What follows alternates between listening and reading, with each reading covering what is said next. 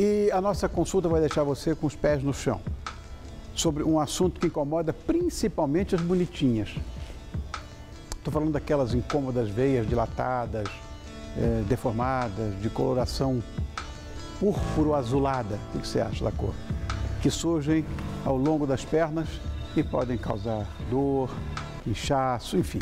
A sua ocorrência é mais comum em pessoas que precisam ficar em pé por longos períodos e em mulheres durante a menstruação e na gravidez também. Eu estou falando das indesejáveis varizes, que vão muito, mas muito além da estética. São um problema de saúde. E para entender por que surgem, o que são e como tratá-las, eu convido um especialista que vai desinchar as suas dúvidas. Ele é mestre e doutor pela Faculdade de Ciências Médicas da Santa Casa de São Paulo.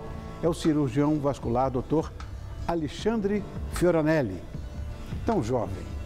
Obrigado por ter vindo, Alexandre. Muito obrigado, viu, prazer querido? É meu. Meu. Somos confrades, afinal. E pelo menos em neuropatias. Pelo menos. Não é? É que o Alexandre teve uma síndrome de Guillain-Barré, que é muito parecido com aquela neuropatia que eu tive, que é uma polirradiculoneurite viral, né, com vírus atípico.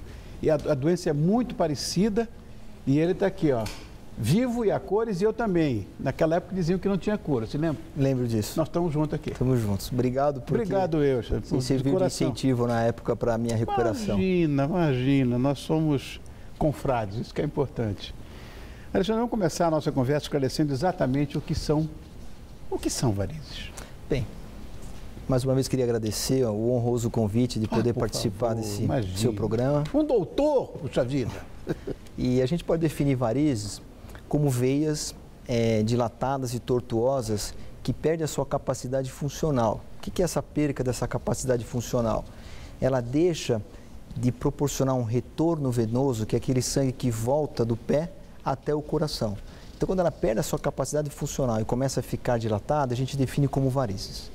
Tem uma incidência grande na população de até 15%. O quê? 15% da população apresenta varizes, sendo que essa incidência é maior em pacientes do sexo feminino. Existe uma cronologia, uma idade? É raro varizes em pacientes abaixo de 14 anos de idade. Quando está relacionado a deformações congênitas do sistema venoso profundo. Existe uma incidência maior em pacientes acima de 70 anos de idade, em decorrência do curso da vida em que proporcionou essa dilatação dessas veias. Vamos falar da sintomatologia. Como é que são os sintomas? Tá. Os sintomas, o principal sintoma que os pacientes se queixam no consultório é uma sensação de dor vespertina, que é no final do dia, acompanhado de edema, ou seja, a perna fica inchada. Alguns pacientes se queixam também de pruridos, coceiras e até mesmo formigamento desses membros inferiores. Essas são as principais queixas. Como é que é feito esse diagnóstico? Tá. O diagnóstico ele é simples de ser realizado por um profissional, um cirurgião vascular, né? O diagnóstico ele é realizado através de uma anamnese, que a gente chama de história clínica desse paciente. Ele acaba contando para a gente como que dói essa perna, qual é a sensação que ele tem de peso ao longo do dia. É importante que o cirurgião vascular ele acaba fazendo os diagnósticos diferenciais, porque tem outras patologias que acabam apresentando esse quadro de dor, como problemas neurológicos, problemas ortopédicos. Então, essa anamnese, essa história é muito importante. Seguida de um exame físico que é realizado pelo profissional, que ele faz uma inspeção, ele faz uma avaliação dessa perna dessa paciente. Seguido de uma palpação, ele identifica esses pontos onde essas veias estão dilatadas.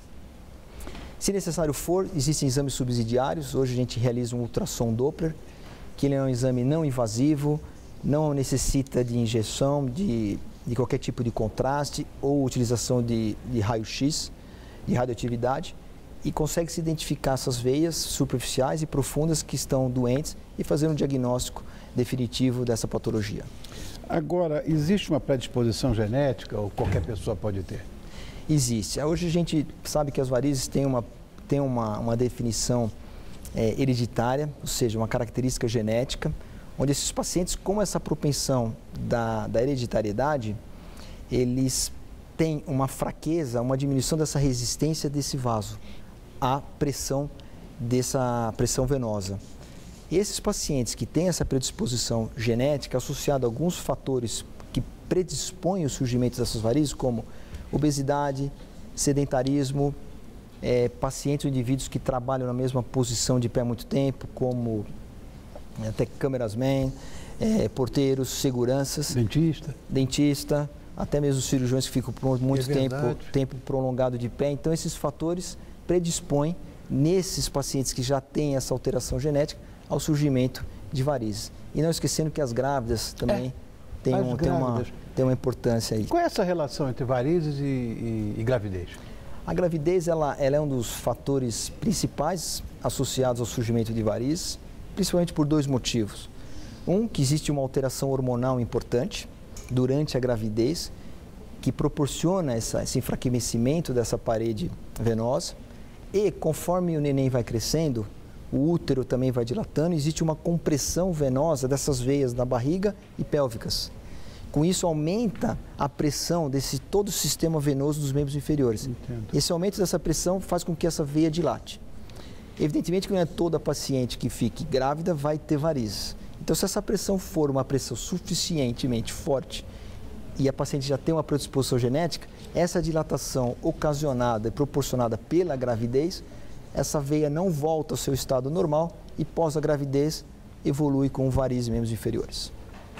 É mito ou é verdade essa história da pílula anticoncepcional? Ela agrava o quadro?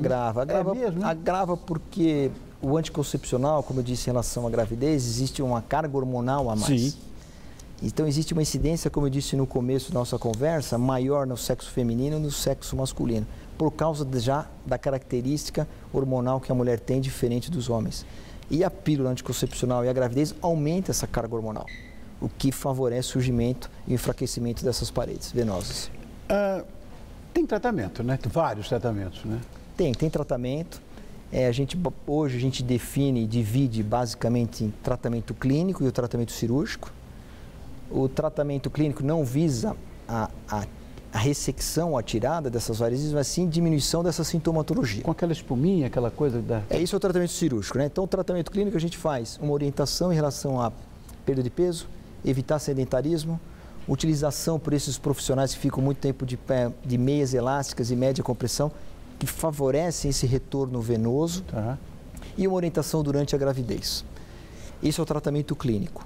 E o tratamento cirúrgico, esse sim é a ressecção dessas varizes, desses vasos dilatados, que podem ser feitos através de injeção de agentes químicos que vão promover a erradicação dessas veias, ou tratamento cirúrgico, que hoje é um tratamento minimamente invasivo, com pouca comorbidade, ou seja, com poucas consequências pós-cirúrgicas, que a gente faz a erradicação desses vasos e deixa a perna, do ponto de vista fisiológico, melhor, porque faz a ressecção, e também esteticamente os pacientes ficam felizes porque se acaba limpando a perna do ponto de vista estético também. Mas isso está no bisturi mesmo. Agora, essa injeção, que eu já ouvi falar tanto nisso da injeção, que dá injeção na veia com uma espuminha, não sei o quê. Hoje existe o que a gente chama de a técnica da escleroterapia. Né? Para esclerosar a gente faz a injeção de agentes químicos ou de glicose dentro desses vasos pequenos, mas só são utilizados isso para teleinjectasia, que são vasos pequenos. Esse agente químico promove um processo inflamatório e acaba ocluindo essa veia de menor calibre. Então, são a técnica da escleroterapia. A maior tem que ser na base da cirurgia mesmo. Mas a gente nem usa hoje bisturi, faz uma pequena incisão e faz a ressecção com uma agulhinha de crochê mesmo. Com agulhinha de crochê? Fica mais fácil, né? Fica mais fácil. Agora, eu fiquei sabendo que não existem complicações, ou melhor, existem, são muito pouquinhas. O grande medo que todo mundo tem, na verdade, ou quem conhece um pouquinho de biologia, é que essas varizes possam se transformar numa trombose. Isso deve ser a preocupação também do profissional, que é o seu caso. E a outra, na hora da cirurgia, precisa de anestesia, né? Sim. A Clara Nunes foi fazer uma cirurgia dessa e ficou na mesa. Teve um choque anafilático e ficou lá. Hoje essa coisa não é assim tão pavorosa, né? Tá. Em relação ao episódio da Clara Nunes, a gente não acompanhou evidentemente, mas hoje a técnica anestésica está extremamente segura. Sem dúvida. Está extremamente segura. Hoje eles utilizam, desde a punção a medicações para que faça o bloqueio, para que possa operar, extremamente seguras. Então, hoje o risco é muito, muito pequeno. Em relação às complicações que as varizes podem dar, que você acabou aí me perguntando, é assim, tem pacientes que podem evoluir para tromboflebites, que são tromboses superficiais dessas veias, que muitas vezes, por uma diminuição desse fluxo, acaba entupindo essas veias superficiais, que a gente chama de tromboflebite, que causa um processo doloroso importante, um processo inflamatório, que muitas vezes o paciente precisa ficar internado para que a gente possa fazer uma resolução através de medicações endovenosas para diminuir todo esse quadro dessa tromboflebite. Alguns pacientes com varizes mais exacerbadas, de longa data, a pele fica extremamente friável e a vasilise fica extremamente dilatada, que qualquer raspão e batida pode fazer o sangramento, que a gente chama de varicorragia. São pacientes que procuram a gente ou o hospital porque tem esse sangramento importante. Outros apresentam o que a gente chama de dermatite ocre, que são aquela pele um pouco amarronzada, porque existe um acúmulo de hemosiderina local e, infelizmente, quando ocorre já essa deposição, não tem mais resolução, de difícil resolução para tirar essas manchas ocres. E o estágio final do processo de insuficiência venosa crônica pelas varizes são o surgimento de úlceras, que acomete o maléolo medial, o tornozelo, que é de difícil resolução. Em relação à trombose, que o cirurgião vascular se preocupa muito, é a trombose no sistema venoso profundo. A gente está falando de sistema venoso superficial. Periférico, claro. Periférico. Então, quando ocorre essa trombose no sistema venoso profundo, a gente tem uma preocupação aguda, que é o desprendimento desse coágulo no sistema venoso profundo, que pode levar à embolia de pulmão, que pode ser desde uma falta de ar e uma dor torácica pequena até um óbito em decorrência de um êmbolo que impacta em toda a árvore arterial pulmonar e impede a troca de oxigênio. Então, essa é a principal complicação da trombose venosa profunda. Eu vou te pedir um aconselhamento. Que recomendações você daria para um paciente que apresenta essa doença? O aconselhamento é que existe solução, que eu acho que é necessário procurar um cirurgião vascular da sua confiança e através dessa consulta, da avaliação e do exame físico, ele vai proporcionar o melhor tratamento, seja ele clínico ou cirúrgico, e para que ninguém fique sofrendo com essa dor de membros inferiores, essa sensação de peso no final do dia que incomoda muito e é uma queixa muito comum.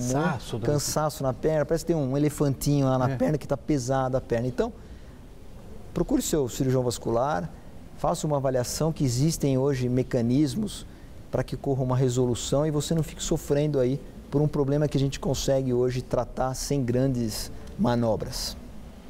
Você entendeu o que o doutor Alexandre falou? Se você tem algum problema nesse sentido, não vai atrás dessa automedicação, essas bobagens, não.